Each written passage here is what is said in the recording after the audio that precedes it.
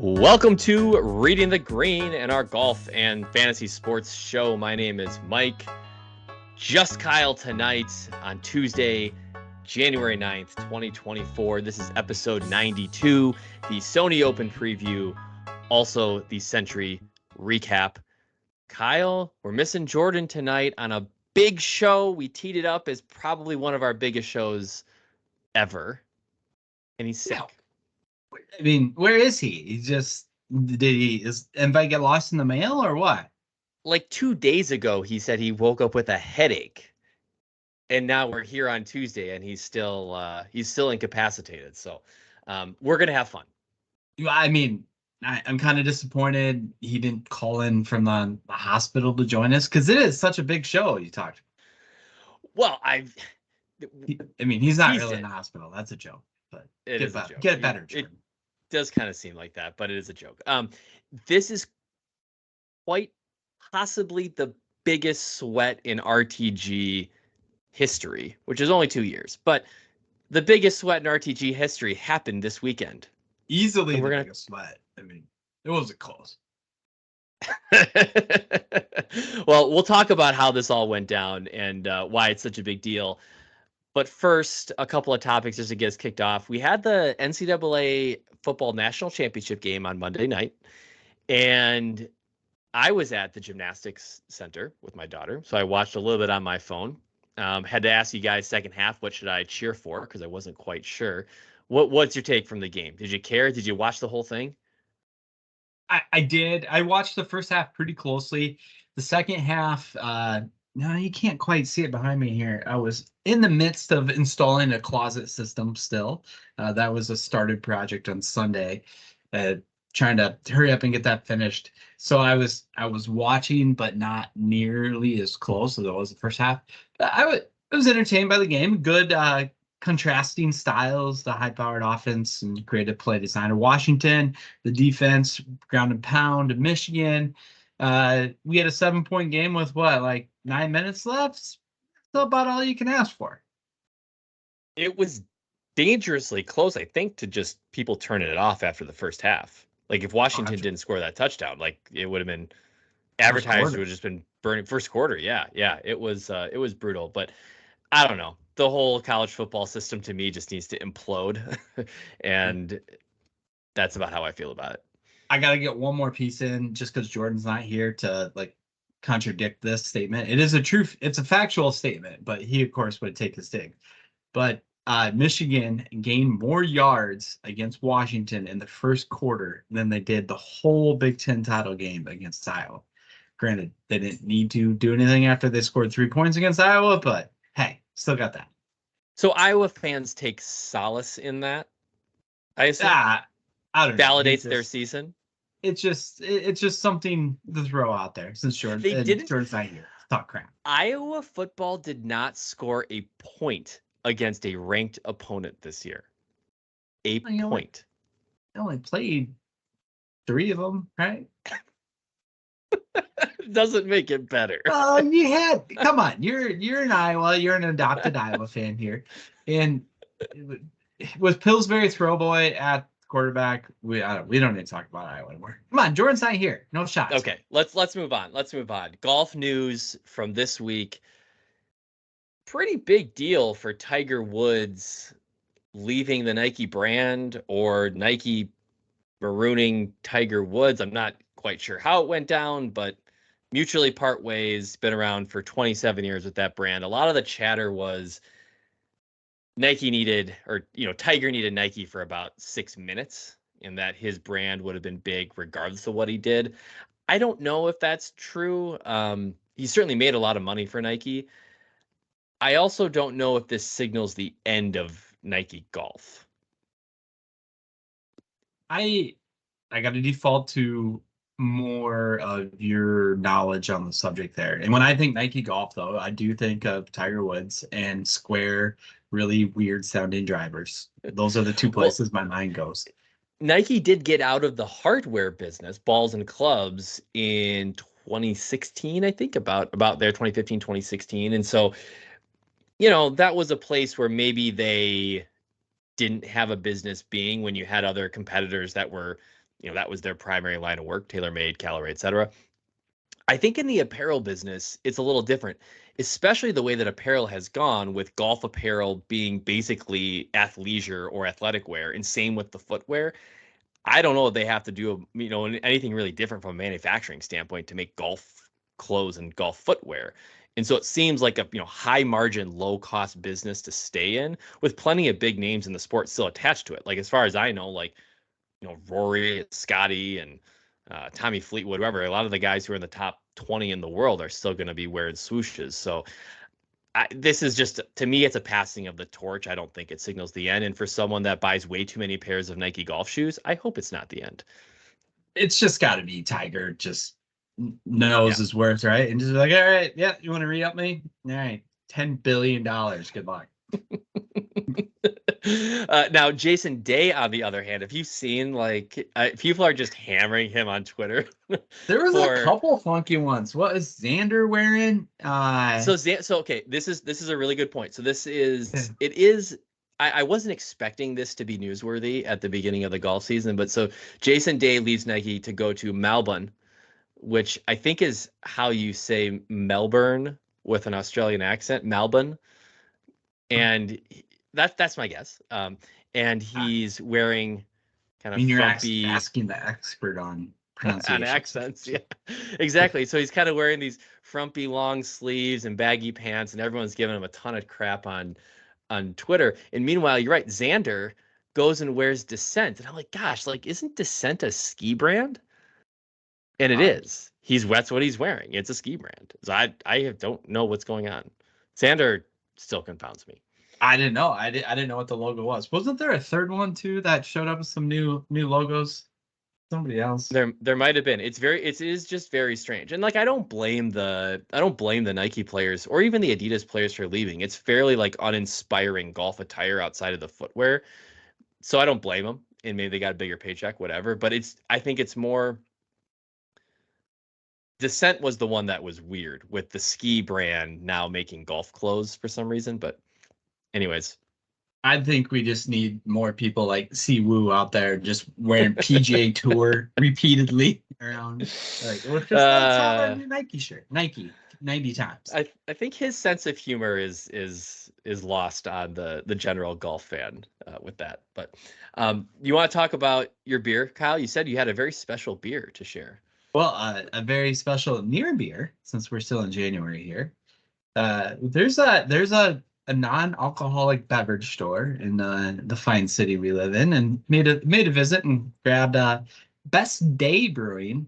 He's the IPA, non-alcoholic, born in Northern California. So the interesting thing, it says Best Day Yet, and it has a whole list of people it says this is brewed for: doers, surfers, climbers, early risers, free divers, chefs, gardeners, dancers, oyster farmers, dreamers, painters, builders, mothers, fathers, runners. It keeps going on. Tree huggers, pit masters, snowshoers, poets, lifeguards, foragers. It does not list podcasters, though. I was just going to ask that question. So apparently this is not brewed for me or tonight. I am a father, though, so I guess I can sell it.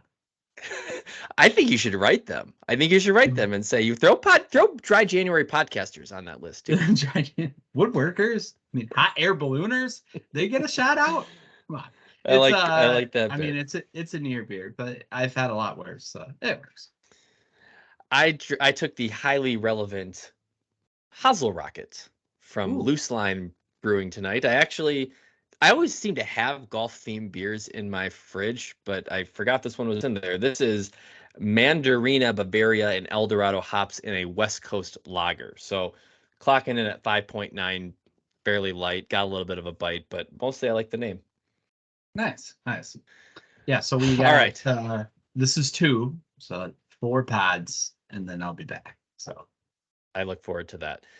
All right, let's get to the biggest sweat in RTG history. And I think to tee it up, we have to give kind of part 2 of, and this will dovetail into the Sentry recap. But last week we did our RTG 2024 preview. We talked a little bit about this big auction, Calcutta, that we were gonna try our hand in. And yes, the pot swells up pretty big, but on Tuesday night when we were recording this, we had 24 hours till the auction ended. The auction ended at 9:00 p.m. Central on Wednesday night after we recorded the pod, prior to the start of the Sentry. And we kind of had an idea of how it was going to work.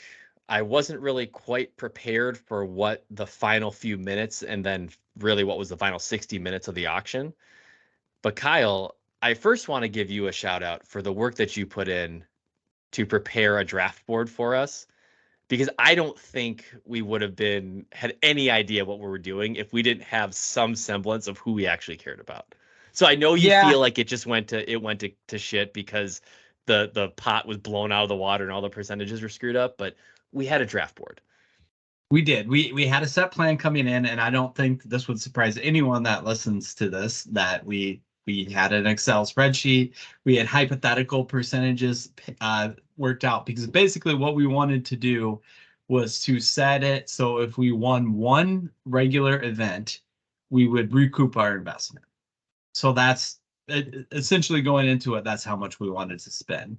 But then, as Mike said, all chaos broke out. We had Well, we had two people signed in bidding. We had me trying to run this war room spreadsheet.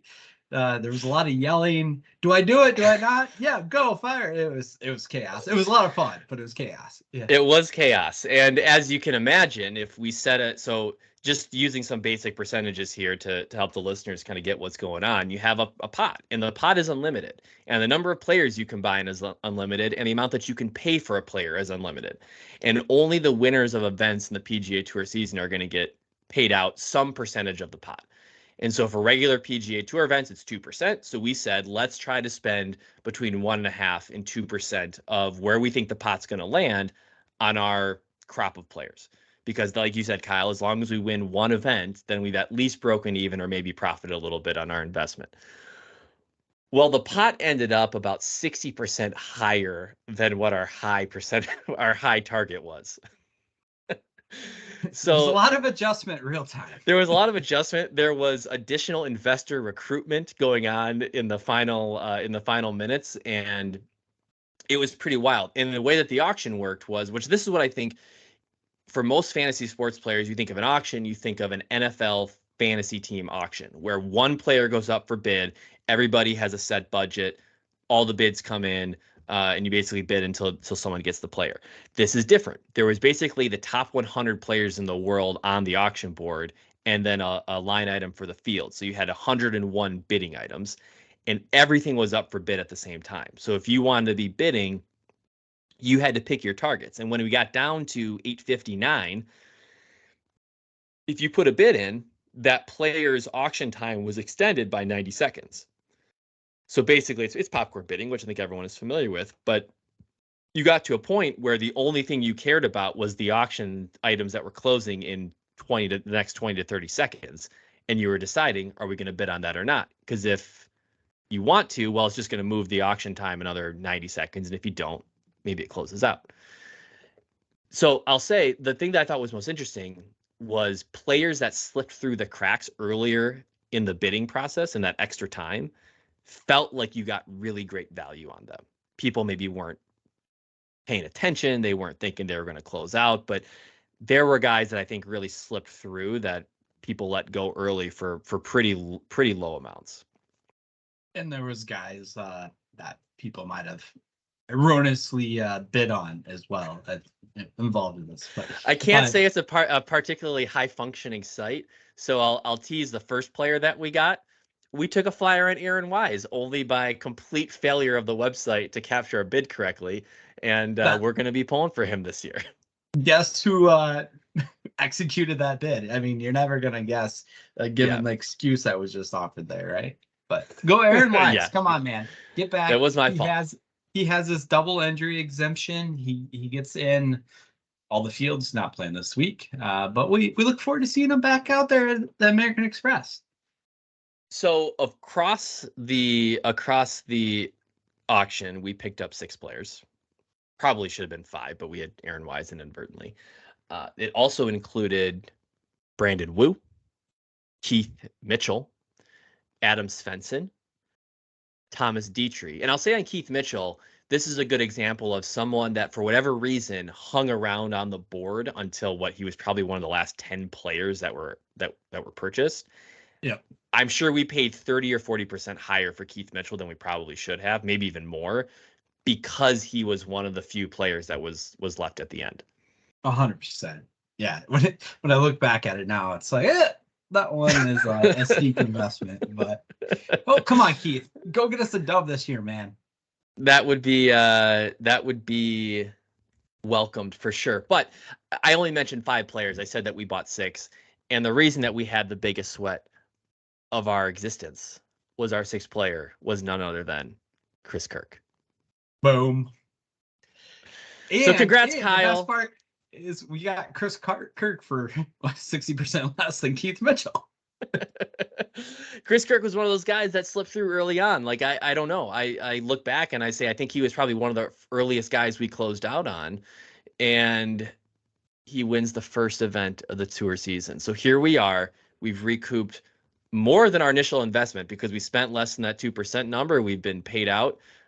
We've been paid out our 2% of the pot, and the rest of the season is now house money for Wu, Kirk, Mitchell, Svensson, Dietrich, Wise. Some of those guys are getting steamed up this week, so I think we might be in for a good year. Let's just go get another win or two. We talked about the regular events are 2%. If maybe we have a Windy C situation here where he's going to go win a major for us, and that's 7%. So. Well, we'll save it. We'll save your Keith Mitchell, Wyndham Clark analysis for another day when Keith Mitchell gets in the mix. But I know you're feeling high on Keith this year, and I'm okay with that now. House money. I appreciate that tease. I almost forgot my sales pitch there. But yes, there is some parallels there. I was able to draw and convince the group to jump all in at Keith. The other parallel that I want to put out there is, Mike, you know who won the Sentry last year, right? I do. And that person also turned around and won the Masters. I mean, just saying, Chris Kirk. I think he's a good fit, Georgia boy. Kyle, it's the biggest golf course on tour. Let's not get ahead of ourselves, but we're feeling really good about our investment. And we're feeling really good about Chris Kirk. I mean, and now let me just get into the Sentry recap. It was always Chris Kirk. Like, he was hanging around. You just didn't know if he had the firepower on this golf course to pour in a ton of birdies. And gosh, down the stretch on the back 9 when Kyle, I think which we had to have the talk on Sunday, which I appreciate you kind of breaking the ice on, which was, how do you guys want to do this? Do you want to talk about it or do you not want to talk about it? I didn't know where everyone's superstitions lie on the subject. Yeah, as you said, we had a lot more in play than we've had in the past. But there wasn't much chatter the front 9, but as we got on the back, it really picked up. And I don't. Was there any doubt in your mind there, Mike? I was pretty concerned after he did not birdie 14. Either like 12 or 13 or 12, 13, 14 between the par 5. Like, the par 5 is 15. So there's those 3 par 4s where he 2 drivable. Yeah. Yep. Yeah. Yeah. And I think I don't know that I had doubt. Like, it felt right. It felt like we deserved this. But it is Chris Kirk. Like, he's not the stone cold killer that's out there. Like, he's definitely the best thing that we had going for us is that he's won 6 times on tour, and he's staring down Sahith or whoever else. And, we know he's got the stones to do it. But you made a comment, I think, when Sahith tied him for the lead. I think you said something like, just go and birdie the holes you're supposed to. And then he started not birdieing the holes he was supposed to. Yeah. And then he didn't in one of the holes. Yeah, I got a little bit concerned there. And then I was like, well, okay, you're going to have to finish with 2 birdies in the last 3. And he doesn't birdie 16. But then Sahith lifts out the birdie on 18. So, yeah. All right. Brutal. All right, you go get 18. And then he hits it dead nuts, that amazing shot on 17. That was just... So I had looked away, and then I was I hadn't followed the end of the golf tournament all that much on preview to the end of the golf course, so I was a little curious why he had 210 yards into a par 4 on this golf course. Like, it doesn't seem like anybody's hitting approach shots that long. So they made a comment that he had laid it way back. Maybe he didn't go driver off the tee, or did? Do you recall on 17? Did he intentionally lay it back? It's a good question. I saw the shot, but at that point, I didn't have the volume all the way up. It looked like his driver swing to me. Maybe Okay. it could have been a 3-wood, but he was such in a groove with his driver too. It was just like automatic. The tall, towering draw. So anyway, so he has 210 yards into the green, and I'm watching this on my phone while I'm making dinner, and it's on silent, and I'm freaking out, and he rolls this thing up to 2 feet, which we later find out. I didn't have the sound on. You said they said this on the broadcast. He wanted to hit 7-iron, and He pulled instead they walked up and pulled 7. Yeah. And he backs off and goes easy 5. The wind switched a little bit on him, and I think they kind of recalibrated their yardage. But yeah, as they Smiley or whoever was walking with that group has walked up, he's like they walked up ready to hit a 7 and switched to a 5. And then does he carry a 6-iron? Does he carry a 6-iron? Well, as Jordan joked when we asked, maybe Brandon Todd broke it, but no, he has a 6. He knew his shot. He knew what he had to do. That's fascinating to me, and I think that should be fascinating to anyone that plays golf, that tour pros are making a decision between potentially 3 different clubs in the bag. And maybe, I'm not saying the 7-iron would have ever resulted in the same shot, but like, there's a decision to be made across 3 different clubs and how he hits the shot. So when you think about, you just walk up, it's about this distance, I yank this club out of my bag because that's how far I hit it. The amount of processing that these guys are doing, the shots they have in the bag, like the fact that he just feathered a 5-iron in there it was really impressive. He called the shot of his life, and it was really impressive. That was also his only birdie of 17 all week, which I believe, I know for sure it played as the hardest hole in the back. It might have played as the hardest hole in the course. Yeah. Yes. So, not expected. There was a lot of chatter of whether or not he would go for the green in 2 on 18. He ends up laying up, basically chips it on the green to about 12 feet, and honestly did not hit his 12-foot birdie putt as close as I thought he should have, but hopefully it looked closer in real life, because on TV it looked like it was like 3 feet. I still thought it was a little nervy. At least I saw someone on Twitter like already tweet that he won, and I was like, "Ooh, okay," because I did not want to watch that. All right, well, for the listeners, thank you for letting us revel in this. We hadn't got a chance to talk about it. Biggest sweat for us. Certainly we enjoy coming out on top, and hopefully have all kinds of gravy coming in the rest of the year. Last question I'll ask you on Kapalua and the Sentry. We'll run through a couple of results otherwise, but Joe Lamagna on Twitter has kind of taken a lot of heat for this golf course tier analysis that he runs out every year, and we were there too. We said, do you put Kapalua as a tier 2 course, a quote unquote great test, yet we know the winner is going to be minus 30. Are those things mutually exclusive? And his point was basically like, it doesn't really matter what the score is as long as a great test demands certain shot making. What do you think about that? Yeah, and he wasn't the only one. Solly at No Laying Up was given the course a lot of love too.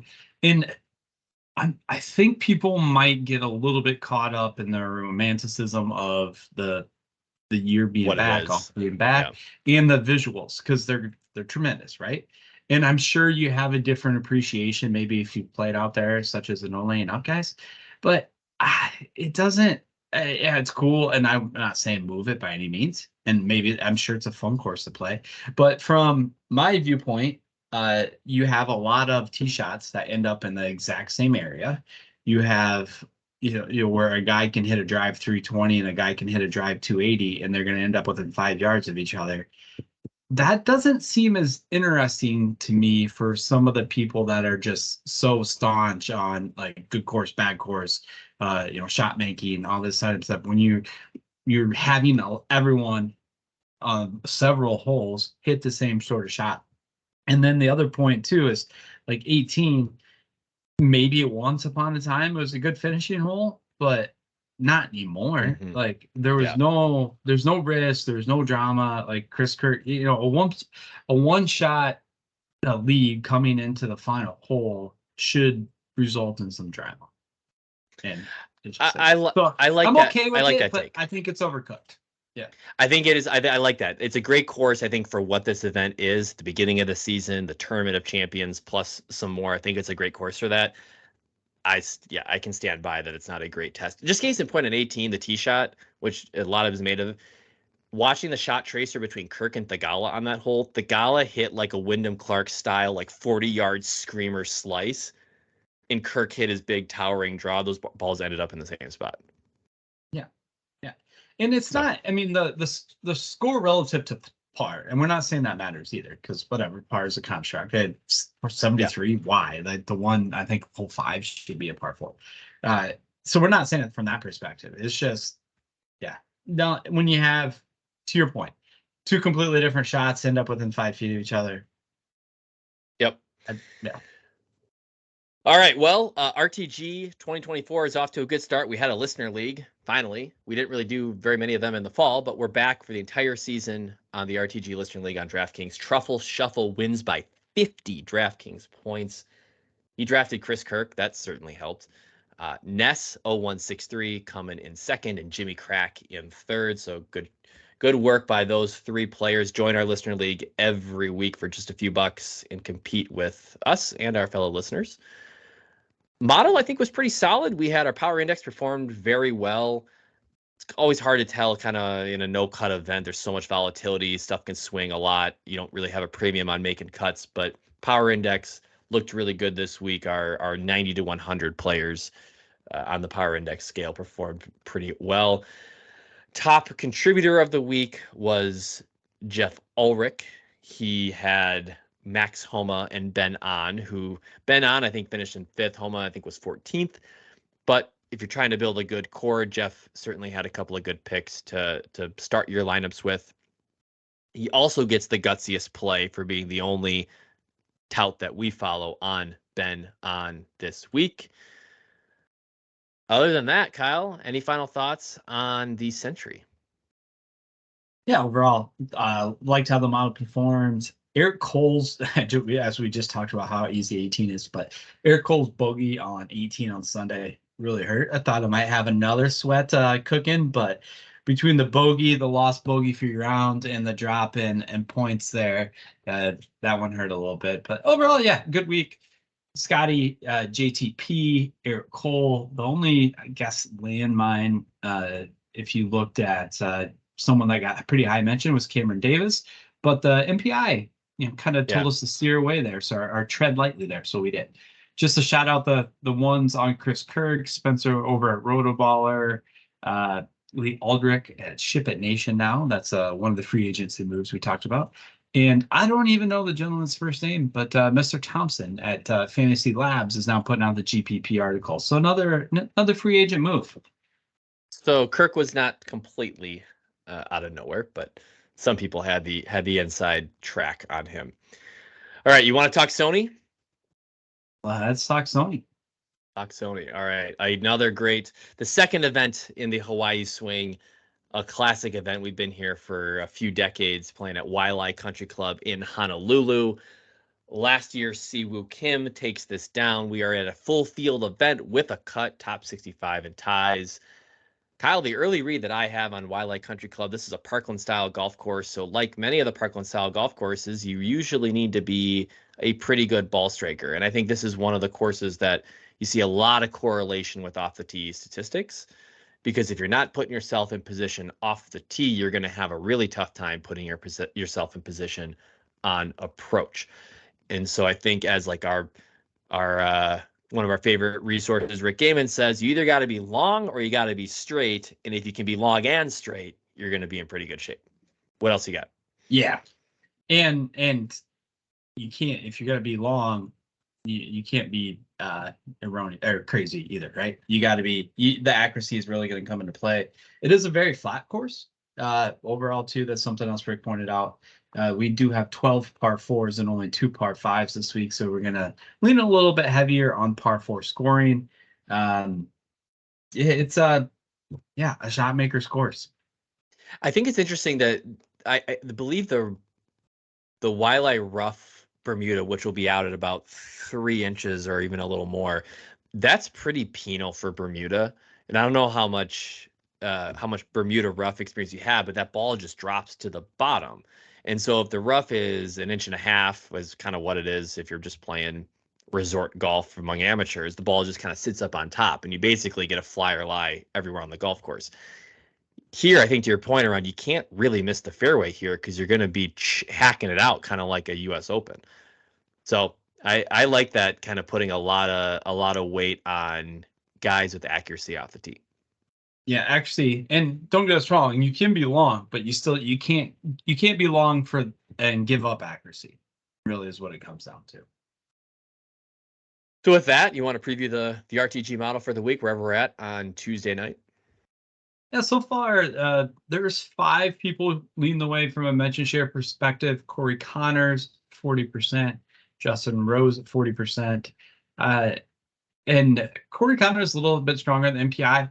And I don't have the exact stat in front of me, but something to keep in your mind on with Connors is, yeah, he's always been a good ball striker, right? And an awful putter. For some reason, this is his best putting course in the PGA Tour. So he has some good I history. love that. I Yeah. love that take because that is I was actually had the question of is Waialae something that favors bad putters and good ball strikers? But I don't think that's the case. It's just that Corey's on So he's vacation in Hawaii and he's like, I'm gonna putt well. Yeah, he putts. He historically has putted very well here. Uh, the next tier, if you will, Cameron Davis is getting some love again this week. Lucas Glover and Matt Kuchar all at 33% mention share.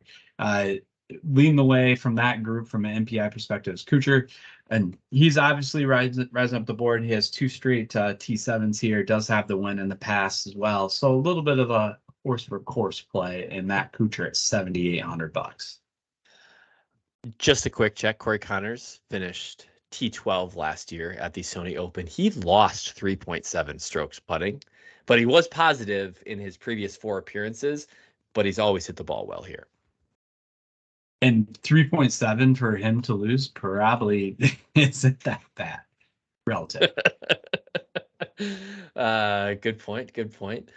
So do you have anybody at the top there that you're thinking of leaning on this week?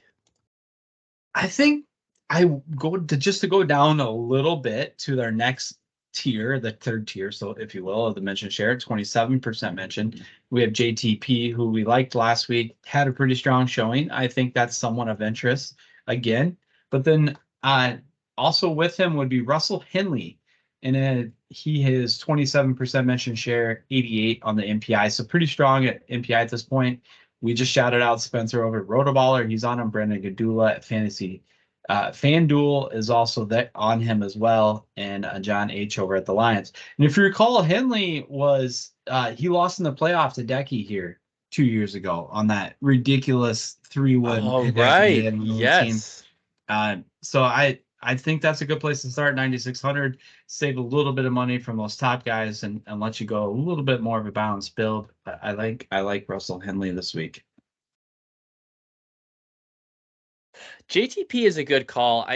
He's been on a really good run results wise, but he's doing it the way that JTP does it, which is primarily making up strokes around the green and being awful off the tee.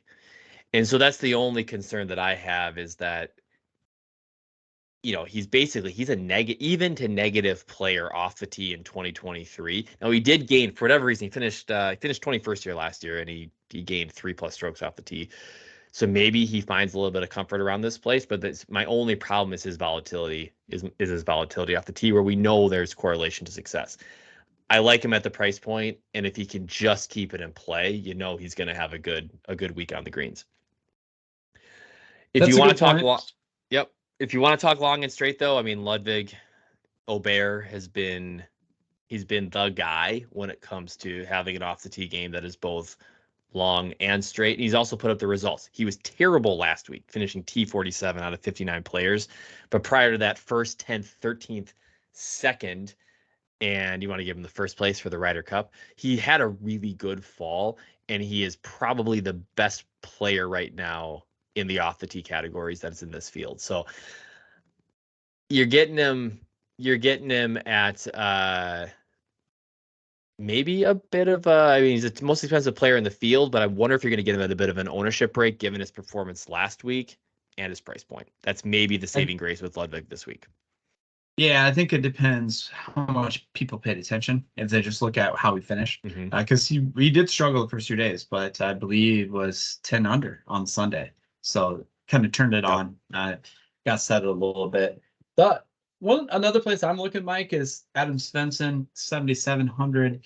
20% mention share, and I'm guessing that may rise a little bit more tomorrow. It's pretty strong on the MPI at this point at 74, but Svensson, again, looking at just history and how he's been playing recently, going back to the Wyndham, 7th there, he played well at the St. Jude. He played well at the BMW, 15th. Sanderson Farms, 16th. Shriners, 18th.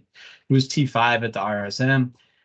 So again, in good form, pretty decent fit. He was 41st here last year. Not a great showing, but hey, did make the cut, and I like what he's doing from form perspective, and I think it's a good course fit for his skill set. The person I was going to ask you about, Mike, obviously he's someone that I paid a lot of attention to last year because I happened to have a rare Rainmakers card of Mr. Ben Coles, but I believe you know a little bit more about him than I do. Just because he went to UVA, University of Virginia alum. He's going to be. I mean, what's going to all my guys are great. Hoagie, Coles, Coles. The thing about Coles is I think we're kind of basing a lot of his performance on what he did on the Corn Ferry Tour. But I know that you were kind of following him a little bit last year because the guy just literally started to tear it up. So if you go back all the way to the Magnet Championship in August. He did. He finished. Yeah. He goes on this run going back to August on the Corn Ferry Tour for 5 events, but 9th, 4th, 5th, 42nd, and 6th to finish out the Corn Ferry year. Finishes first in points, shows up at the RSM Classic, and finishes 5th. So I think there's going to be a lot of steam on him this week of just basically rolling all this great form from the fall straight into this season. Super motivated, $7,200. Unfortunately, we don't have a lot of strokes gained data on him because he played Corn Ferry, but why not? Why not take a flyer on Ben Coles this week? So those are a couple of guys I have my eye on. Mike, anyone else you're looking at? Yeah, I mentioned Ludwig. Maybe the only other player, top of our model right now, probably hangs around here for the next 2 days. Justin Rose. I don't know. Justin's history here at Waialae is spotty. He's played well. I mean, he has a 2nd, a 13th, and a 12th going all the way back to 2010. He's only played it 3 times in the last 14 years, but he's posted positive strokes gained numbers across all of those events. I don't know that he's a great course fit, but he certainly has the pedigree, and at $8,200, he could do a lot worse for someone that has a lot of win equity. So good course history. Maybe Justin Rose, 8,200, fills in a lineup somewhere. You want to run to tiers? Yeah, you lead with Rose. I already talked about Rose there, and I was going to look at tier 4 because Justin Rose is in tier 4 and leading the way from a mission share perspective.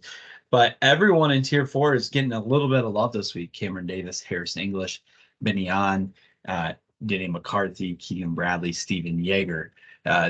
All getting some mentions. I think Rose is a valid click. He's someone I would be interested in from a betting market perspective, and I've seen him get a little bit of steam. I believe that line's moving. But if you're looking to pivot there, Harris English is really interesting to me. The hard part to know is how healthy he is, but we've seen in the past when he is healthy, and we saw, kind of get back to that form a little bit last year, he can really pop at tracks like this. So Harris English, I think, would be an interesting counterplay. Is getting a little bit of a mention share perspective too. All right. Harris English, just looking really quick, maybe where he comes in on the maybe projected ownership right now, maybe around 10%. Could see that working. All right.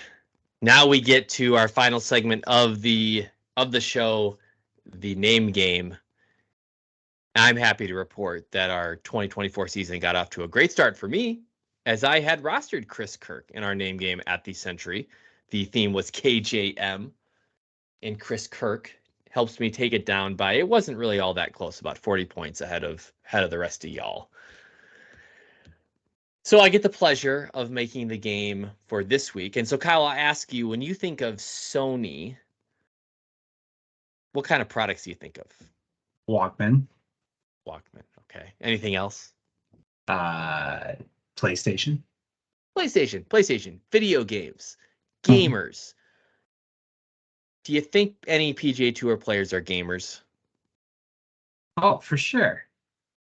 I bet Sahith did in the PGA, like, didn't he talk about video games a little bit in the Probably. thing? Anyway, okay.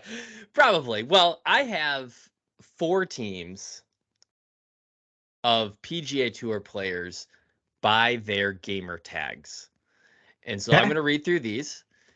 Some of them are obvious puns. Some of them are their actual nicknames.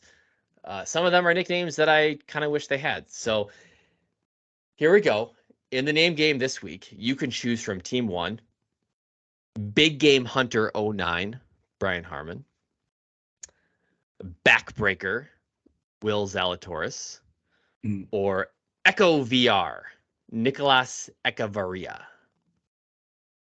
Team 2, ChronoCon, Corey Connors, The Postman, JT Poston, and Dead Sexy 69, KH Lee. Are we sure that's not Siwoo? KH Lee his goal is to be the sexiest man in the world. Yeah. There. Team 3, Havoc Master, Tyrrell Hatton, Britt Blitzer, Justin Rose, Quantum Power 19, Seamus Power. Is that a real one? Quantum Power? They might be. I don't know. We got to ask these guys. And Team 4, Ghost Recon 90, Ben On, Sniper Dog, Chris Kirk. He does kind of look like the guy from the movie, but yeah. He does. I didn't actually think about that. And Gim Reaper, which you've heard of, Doug Gim. So there's your 4 teams. Kyle, you came in last place last week, 326 points with your squad. Man. Who's your first selection in the name game? Who really did me dirty there? Mackenzie Who's the Tom Kim. Tom Kim let me down. Yeah, you're stud in the group. You know, I would love to back my boy Willie Z, but I need to see more there, so I can't go with the team backbreaker. Let's go. You got me. So Corey Connors talked about him. JTP. I see the potential issue there, but he's my boy. And you got me with the KH Lee, Dead Sexy 69. So team 2. All right. So that means that our second pick goes to the listeners. What do you think? Who do you think that the listeners would take here? What if we give the listeners the Chris Kirk team, just because they just want, Chris Kirk's coming off a dub. We benefited from that dub. Ben on finished the love. Yeah, Ben on finished top second. 5. Yeah, so we're giving them the hot squad. Ghost Recon, Sniper Dog, Gim Reaper, like that, and they're clearly all playing Call of Duty and with those team names. Very good. And so that means that team 1, which was Jordan's top pick, Jordan Texas gave his team draft order for wherever his pick showed up. Team 1 is still available. That was his top pick. Apparently, he doesn't have the same feelings about Will Zalatoris. Well, he only looked at Brian Harmon. He didn't go past that. Course accuracy, Brian Harmon, Jordan's in. You are right. So that leaves me with team 3, Hatton, Rose, and Seamus Power. We Hope their call ace that comes through. team British Isles. Pretty good. Pretty good. I like that. I like that. All right. Well, Sony Open preview in the books. I should ask you, Kyle. We didn't do this last week. Are you betting on the Sony Open? No, I mean, we still live in the state of Minnesota, but the ability to bet is somewhat limited. Unfortunately, please appeal to your legislatures on our behalf to have that addressed this year because we'd like to partake. But hypothetically, if someone was going to dabble this week, some places I might have them look is Justin Rose at 45-1, Siwoo Kim at 45-1 in case we get a repeat, and Lucas Glover. You could get numbers out there. I think I saw as high as 70, but I believe he's 55 now. And just hypothetically. Understood. I like that. All right. Well, there you go. Follow us on Twitter the rest of the week at RTG Podcast DFS. We have new podcasts out every Wednesday morning. You can find those on your favorite podcast platform or on our YouTube channel, Reading the Green. We'll be back in a week with results of the Sony Open and look ahead to the American Express. See ya.